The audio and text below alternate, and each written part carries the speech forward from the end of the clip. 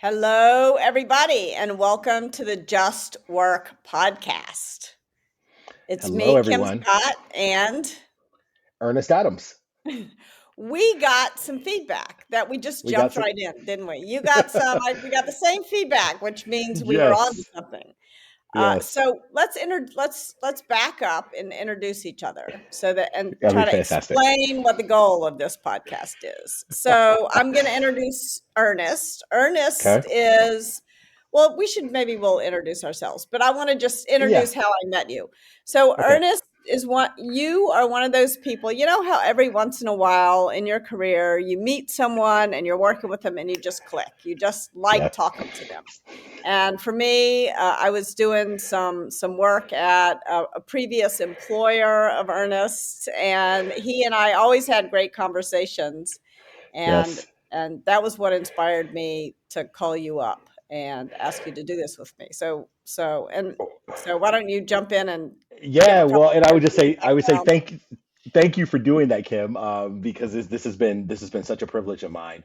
But for everyone who doesn't know, Kim is the world renowned author of both Radical Candor and Just Work, and I found her because of the Radical Candor work.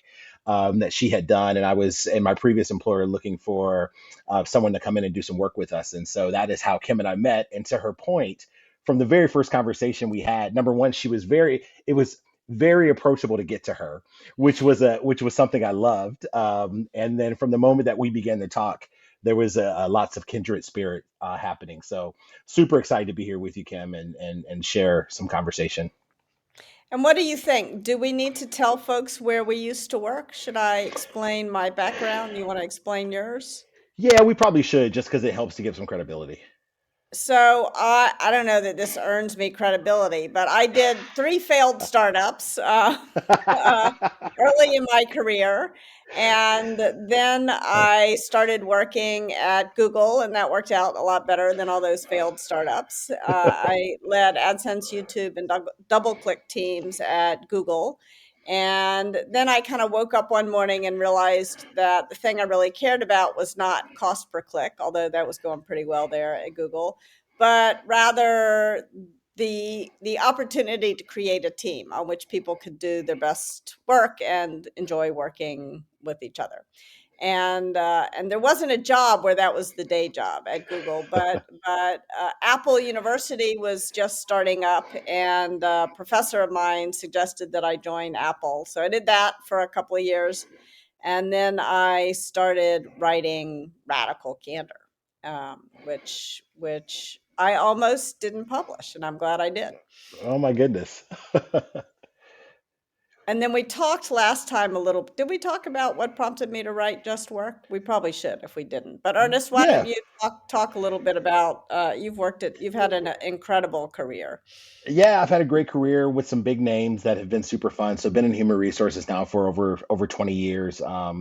Have worked at started my career with Macy's. Worked at Johnson and Johnson. I've worked at Nike, Abercrombie and Fitch, Danaher, where I spent time in both recruiting as well as diversity, equity, and inclusion. I was their first chief diversity officer for that Fortune 100 company, and then Ralph Lauren most recently. So, where I led talent for Ralph Lauren. So has been a lot of fun to work for these big branded companies and these big names, and really have seen a lot in terms of how you bring diversity, equity, and inclusion to life, not just sitting in the seat of D&I, but also in the seat of HR. So, Very important because I have never been either in HR, and I don't have sort of the grounding that you do in DEI. hmm, So I'm really glad to be able to merge our perspectives. great. So one of the reasons why Ernest jump in and tell me, if I'm getting this right, but at least Yeah. for me, the idea of doing this podcast together is that I wrote this book, Just Work, and I can explain why I wrote this book, Just Work, at some point. But I wrote this book, Just Work, about sort of figuring out how to disrupt bias, prejudice, and bullying before they disrupt us. Hmm. And and I figured, there's a lot of stuff in the book that needs more conversation. And also, we have this book, so we can like read a little section from the book and then talk about it. And so then we don't have to. I really hate preparing for things. I like spontaneous. That's why we jumped right in, right? So Exactly, we can exactly. read a little bit of the book and then talk about it. So that's the idea of this podcast. I think it's great, Kim. And I think the other thing I would just add is, being a diversity, equity, and inclusion practitioner, there are a lot of theories, books out there, but how to put those actually into practice is a whole different ballgame. And so I think having the opportunity to really discuss it and bring it to life and have people begin to like dream with us as we're talking through real life examples is the beauty of this, because people can now think about, and not just DEI practitioners, but anybody can listen and say, Yeah, I've had that experience. I see myself there. Maybe yeah. next time I'll think about it in a slightly different way because I now have different language or have different context. Yeah. Or as the chapter that the beginning of the chapter we're about to read is called What to Say When You Don't Know What to Say. And so Yes, I never want to give anyone a script because, if you sound like me, you're not going to sound like yourself. But right. I want to hope that we can help people figure out what to say in these moments because it's hard to know what to It's say. very hard. It's very hard. Yeah, Um, and it's hard. Let's also cut ourselves some slack if we don't know what to say too. All exactly. right. Exactly. Do you think now we've set context for people? Should we jump in, or is there I more think to we say? I think we have it. I will tell everyone listening, hey, if you have more feedback to us, bring it. We love to Bring it hear it. on. So that Bring it bring it on. on. So the next one will get better, and we'll continue to evolve. So appreciate you listening, and we love the feedback. So Yes, we do. And in fact, I also want to let people listening know that I'm doing an edit of Just Work for the paperback. I'm soon going to be a paperback writer. And so your feedback will make it into the next version of the book. All excellent. right. So what I want to, and I'm going to read today, even though I got feedback that people hate my voice. Too bad. Um, I'm going You to read take feedback today. so well, Kev. You take feedback really well. You can give me some pointers on doing better next time. But the reason is because it's a story that is from my personal life. Hmm. So Ernest and I decided I would read it. So I'm going to read just a couple of pages, and then we'll have a conversation. So this is from the beginning of chapter 1, which is for people who've been harmed. And this chapter is called What to Say When You Don't Know What to Say. And it begins with a quote from Audre Lorde: Your silence will not protect you. The poet Claudia Rankine, am I saying her last name correctly? Do you know?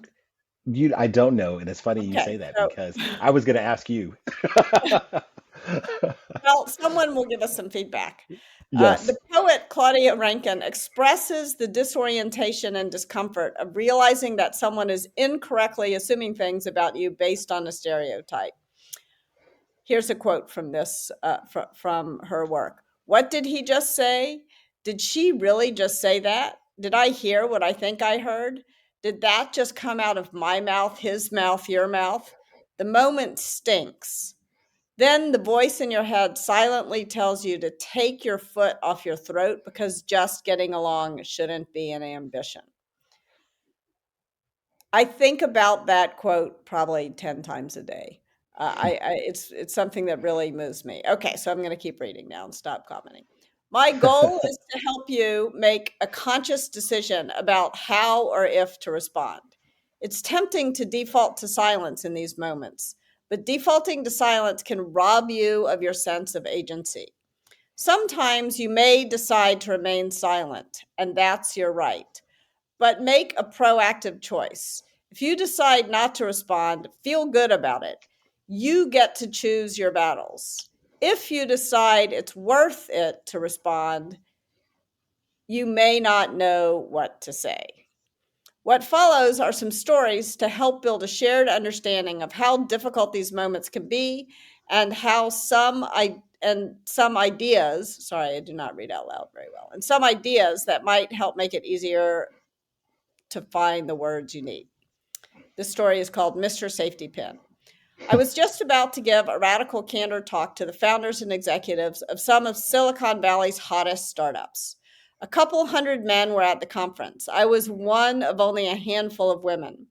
Just as I was about to go on stage, one of these men ran up to me. I need a safety pin, he hissed. He was clutching at his shirt front. A button had popped off. Evidently, he assumed that I was on the event staff team. To prevent this very confusion, the conference organizers had given the event staff bright yellow t shirts. I was wearing an orange sweater, but all he could notice was his need and my gender. I didn't know what to say. He was utterly certain that it was my job to help him find a safety pin. I wanted to believe that his assumption about me stemmed from unconscious bias, not a federal offense. Most of us have made an incorrect assumption about another person's role based on some personal attribute. These moments are as embarrassing as they are common. It was a classic, sorry, I don't work here moment. But what if I explained to him, I need to prepare for my talk right now, so I can't help you out? And he replied something along the lines of, oh, you must be the radical candor lady. I don't believe in that soft, feminine leadership bullshit. Unlikely, but that kind of thing has happened to me more than once. If my attempt at a courteous response prompted him to reveal a conscious prejudice against women, it would piss me off, and that would make it harder for me to focus on my talk. Then there was a third possibility, bullying. What if I corrected him and he escalated, saying something like, hey, lady, no need to get your panties all in a wad? Again, unlikely, but alas, not impossible. Such things have been said to me more than once. Then I'd go on stage roiling mad and knocked off my game. There was another confounding factor here beyond gender. The man assumed he had a right to be rude to the people staffing the event. Perhaps when he realized I was a speaker, not a staffer, he would snap into polite mode. But that wouldn't fix anything. Talking to anyone the way he had talked to me was not okay. All this felt like too much for me to deal with in the moments before I walked on stage. So I said nothing, and the man stomped off, evidently wondering why I was refusing to do my job, muttering something about complaining to the event organizers about the unhelpful staff. It was hard to know what to say because I didn't know whether it was bias, prejudice, or bullying behind the comment. Also, it was hard to know what my role was. I was the person harmed since a comment was directed at me. I was the leader since I was the speaker, or was I an upstander for the staff? In retrospect, my silence was bad for everyone. Bad for the staff, bad for me because I hadn't lived in accordance with my own beliefs, and even bad for Mr. Safety Pin because by not pointing out his bias, if that's what was behind his request, I was making it more likely that he'd repeat his mistake. All right, so that's the story. What do you make of it, Yeah. Ernest? Well, I mean, first, thanks for putting that out there because I had lots of reflections as I read that. I had a very similar experience, Kim, when I used to lead university recruiting for Nike. I would call, particularly the top tier MBA programs, I would Yeah. call the schools, career Hmm. services teams, and then I would show up on campus several weeks Yeah. later on the dates I had scheduled. And every single one of them, I would walk into the career services team and I would say, I'm Ernest Adams. And they would say, you're not Ernest Adams. Or they would look really surprised Uh that I huh. was Ernest Adams. They would literally No, say you're not Ernest Adams. literally, they would say it to me, Oh and then my they god. would look surprised. Probably about a year, it was after my first recruiting season. It was probably into my second recruiting season when I began to develop deep relationships with some of these people. I asked, do you remember back when I first came in and you said I wasn't Ernest Adams or you looked so surprised? And it was, we were out for drinks and someone said, yeah, I do remember. And I said, where did that come from? And they said, Uh well, huh. on the phone, you don't sound like a black man. Wow. So they admitted it. Yeah, yeah. I mean, it was a couple drinks had been had, and we got to a place of honesty, and then I began to really understand, and it made perfect sense to me in that moment. Where number one, my name sometimes can be it's non-race oriented, and Yeah. then secondly, people talking to me on the phone sometimes say, and so that was a really interesting moment for me, where I began to then understand when I see that shocked look on someone's face when I Yeah. introduce myself after they've talked to me, do I immediately address it and Yeah. say, I see the look on your face and yes, I'm black? Yeah. Or do I just let it slide? Or when should that come up in the relationship dynamic of Yeah. knowing someone? And I think the biggest thing that strikes me with that, Kim, is the emotional tax that the Yeah. person who hears the comment has to immediately deal with and carry.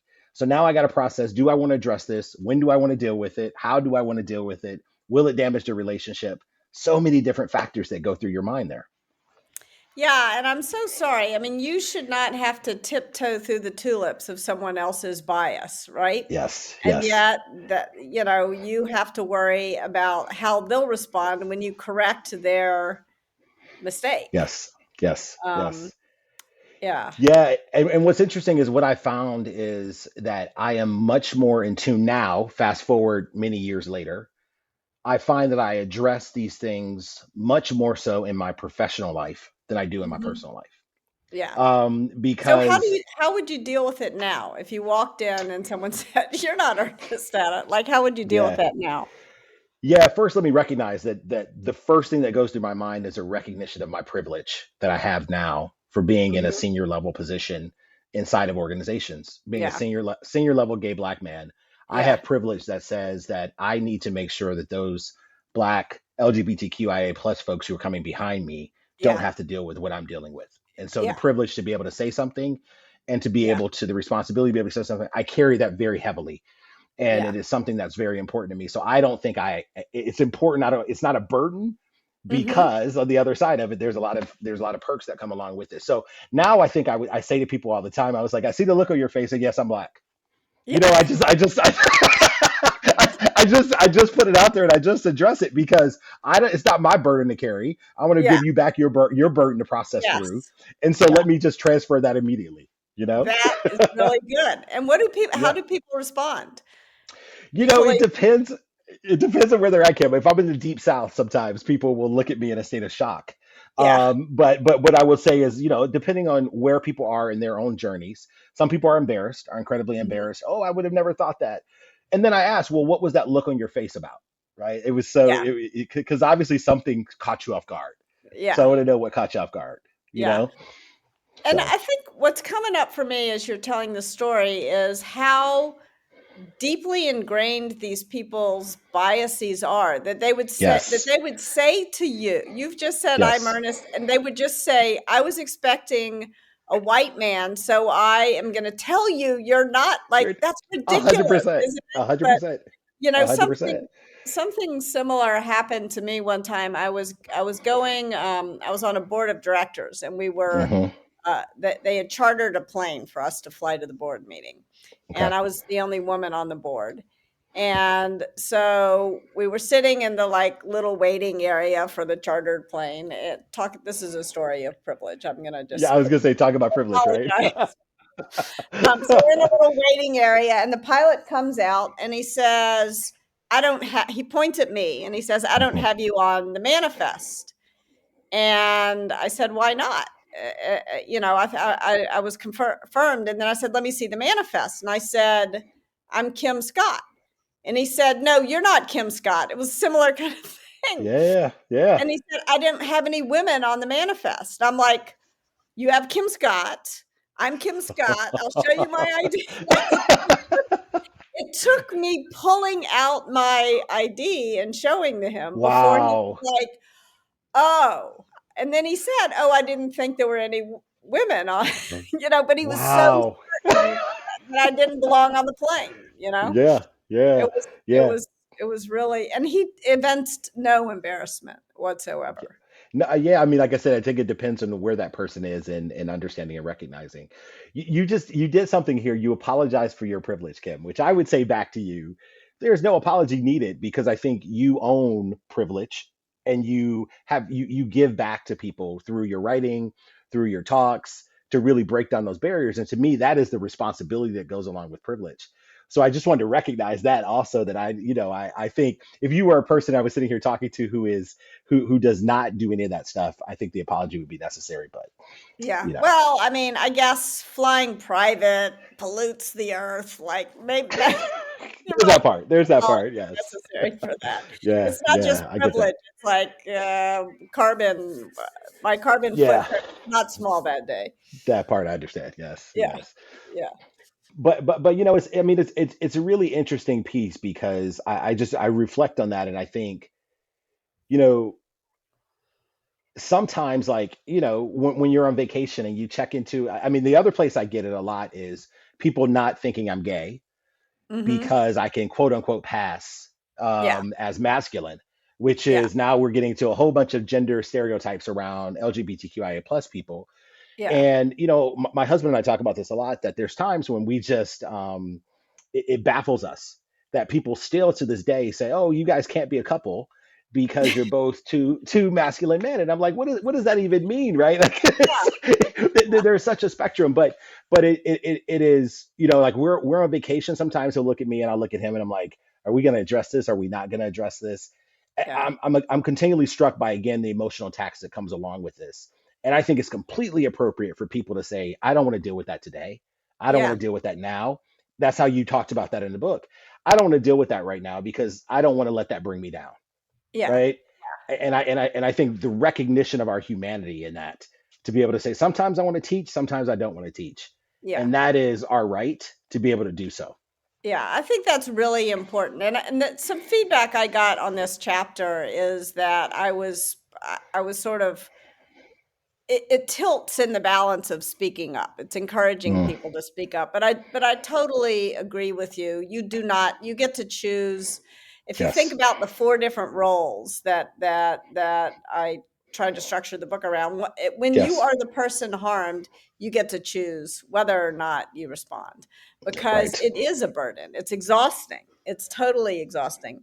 But when Yes. you're the leader, you don't get to choose. So for Yeah. example, there's another story later in the book. I One of the people who worked for me when I was at Google was Russ Laraway, and Hmm. when he first started, and Russ is a person who I like and respect enormously, and when he Yeah. first started working for me, he I noticed that he referred to the women on his team as girls, and I am sick of having that conversation about Yes. Me women and too. girls. Yeah, I'm not even a woman, and I'm sick of of informing people, don't say girls on your team. yeah, yeah. And Yeah. so I didn't immediately correct him, but I generally do. Like other people on the team had heard me give that, but for whatever reason, I didn't immediately do it. And so fast forward a couple of weeks, and Russ was having his first meeting with my boss, who was Sheryl Mm. Sandberg. and And when Russ went in and talked to her, believe me, she did not hold back. She told, and he came into my office, and there were two other men in my office who I had worked with for a long time. And Russ was kind of pale. He was like, "Why didn't you tell me, Kim?" And I kind of I mean, I'm ashamed of really of how I responded. I kind of was like, "Oh, it's no big deal." Like how many times have people said that? So now I played the it's no big deal game Right. for Russ. But Russ looked at me and he said, "You know what, Kim? I would say when your boss's boss chews you out for 20 minutes, it is a big deal, actually." And Yeah. so but again, it was what I should have done is apologize. But instead, I just looked at the other two guys in my office and I was like, "Aren't you all glad I've told you this so many times?" And Yeah. What? Russ is like, "What about me?" And so in Yeah. that case, as a leader, it was my job to prevent him from getting in that situation. That's true, but yeah, that's true. I completely agree with that. And it is. I think, but what the human side of this sometimes is, you know what? I'm going to let that person say that to someone who I know is going to react in a very different way than I would, because maybe that lesson helps them understand. I'm not saying that's what you did in that Yeah, situation, but yeah, I can say that I've been. Some may call that calculated. Some may call that, but yeah, I do know that there's times that I want some other people to share the burden yeah, yeah, because I get tired. I get yeah. tired. Yeah, and I Yeah. think when you and I are in the role of the person who's being harmed, I think Yes. that is totally, totally legit. But I was Russ's boss. Like it was Yeah. my job to protect him Yeah. from himself. It was my Yeah. job to Yeah. give him the feedback. Whereas, if you're checking into a hotel, it is not your job to educate the clerk on how Yes. things are. 100%. 100%. Yeah, I get that. I think the role of the leader, again, I think this goes back to, comment I made earlier. There's a different level of responsibility that comes along with that, right? Yeah, You have to be an upstander. You yeah, have to you have to defend. You have to make sure that the others around you are aware of what's happening and what they're doing. yeah. So, But again, when you're the person who's being harmed and not in the role of leader, you get to like sort of calculate your own ROI. What's the return Hmm. on investment to me of correcting this thing? Yes. And one of the things that I have learned is that if I default to silence, then I start to feel a sense of helplessness Mm, and I lose a sense of agency. And mm. so I guess one of the things I'm trying to say, I'm not sure I said it clear enough in the book, is try to decide, make a proactive Yes. choice. Am I going to deal with this or am I not going to deal with it? And if you don't deal with it, feel good. Like, ha, I've Yeah. liberated myself from dealing with this thing for the day. And Yeah. if you do decide to deal with it, like put it, it's work. It's work to deal with it. And why do we do work? We're not hopefully coerced to do work, although sometimes it Hmm. feels like we are. But we do work because we get more out of it than we put into it. Yeah. Yeah. I actually thought about this, Kim, when I was reading the book in that chapter, and I would say that this is also where I think intersectionality is really interesting, a Yeah. really interesting point, right? As a white woman, you may have more choice, more times you can choose Yes. to not Yeah. step in, right? As a black gay man, I think that limits my time. As I think through black women or black gay women, I Yeah. think that the more intersections that you have, I think the shorter the amount of time that you have to actually be able to say I'm going to choose to address or not address, Yeah. because it could be more egregious and they come more frequently Yeah. as you have those intersectional dimensions. And I think that again speaks to the weight of carrying this and of people not recognizing that when you have those intersectional dimensions, you're getting it from all sides, Yeah. Yeah. right? Yeah. Yeah. You're getting it coming and going. Yeah. Yeah, I think that's really, really important. And I think also as a white woman, it is often safer for me Yes. to say something. So Yes. and like that makes it way easier, like not just a little easier. Like it happens less frequently and it's Hmm. safer for me to respond. Yes. And that if you sort of if I were more quantitative, I'd try to create an equation, but I would say it's probably, if you have one intersection, Yes. it's probably, 10 times easier than if you have two. And if you have three, it's a I agree steep with you curve. because what you don't hear about white women a lot is the term aggressive, or and I think where black women may get that a lot more Yeah. when they speak up, right? And they're not being aggressive, they're standing Yeah. up for Yeah. We're being themselves less and people. aggressive Yes, than a white hundred men percent are right. Yeah, doing. exactly. So the risk now comes when I Yeah. stand up for this and I address this. Now I'm going to be labeled as X Yeah. simply because I was pointing out to someone else where they caused harm to me. Yeah. And Yeah. I think that's a really challenging dynamic for people. Um, and I don't think there's enough empathy that goes around for people to truly understand what that situation really feels like. Yeah. Yeah. It's absolutely the truth. I'll be called abrasive, Yes. whereas the black woman sitting next to me speaking more gently than I am will be called angry, Angry. Yep. um, or something worse. Yeah. And yeah, and so it's really important to acknowledge that. Yeah, yeah. It's a tough one because I remember very many instances of working with black women and black men throughout my career, when they get the label of aggressive or angry, Hmm. and it's really challenging because that has been given to black people as black people are angry and aggressive, and a lot of times I say, like, we can't internalize that. That is someone else's stuff being given to us. That Yeah, is not our stuff, and we have to yeah, reject that. And yeah, that's, again, easy for me to say when I'm sitting in a coach position, in a yeah, position of power, to yeah, someone who is actually being harmed by the language, yeah, and either their career has the potential to be significantly stalled or something other than. But I think that is something that is a really important conversation to have when you think about this. And again, it speaks to all of the cross sections between power and privilege and being an upstander and being harmed. I mean, these things are so complex as you begin yeah, to unpack them. Yeah. yeah. And yet at the same time, if we can figure out sort of how to say something in the moment, Yes. then we begin to solve the problem just like a little bit at a time. Agreed. And Agreed. and it's like I have long hair, so it's like a tangle in hair. Like Yeah. if you start brushing from the bottom and you get the little ones out before you get like, but if you start from the top, you wind up with it. So I think that's why sometimes just like the purple flag that we've talked about, Yes. the bias disruptors are so important. Absolutely. I mean, it's. I think I've talked about this before. My coach tells me all the time: either you pay it now or you pay it later with interest. Yes. Right. Yeah. Yeah. So addressing it in that moment is it really is the time to do so. But a lot of times we have to regulate and monitor our own emotions Yeah. in those moments and cycle through very rapidly being upset, hurt, angry, so that we can get to a point of being able to articulate it. But you know what, Kim? Sometimes you got to express it with all the emotion. Yeah, you can't if you Yeah, try to like if something is enraging, waiting till you're no longer enraged to address, you're going to be waiting a doesn't work. long time.